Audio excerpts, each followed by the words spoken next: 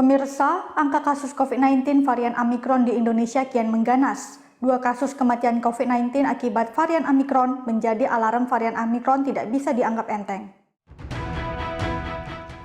Kasus COVID-19 di Indonesia kian mengganas. Dalam sepekan terakhir, bahkan kasus COVID-19 menunjukkan lonjakan akibat varian Omikron yang memiliki daya transmisi lebih cepat dibandingkan varian lainnya.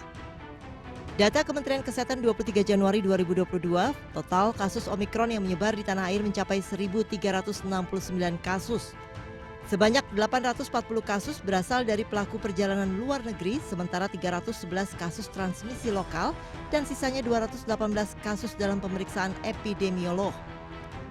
Dampak varian Omikron, Sabtu lalu Kemenkes mengumumkan 2 kasus kematian akibat varian COVID-19 yang menyebar di Indonesia sejak 16 Desember 2021.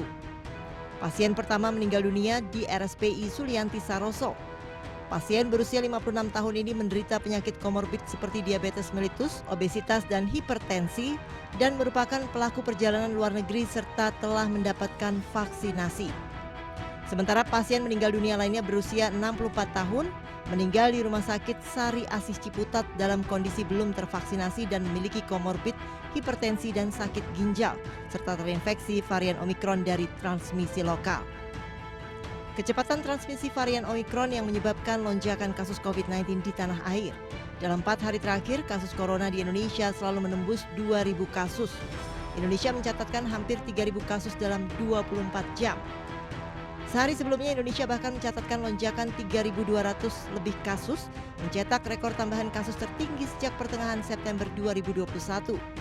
90% orang yang terinfeksi itu tidak bergejala atau gejalanya sangat ringan, dan juga dari berbagai yang terjadi di negara-negara lain yang sudah terjadi puncak kasus Omikron, itu terlihat bahwa kebutuhan untuk perawatan di rumah sakit, artinya tingkat keparahan maupun tingkat kematian itu hanya 25% daripada kasus-kasus yang terjadi oleh karena varian Delta.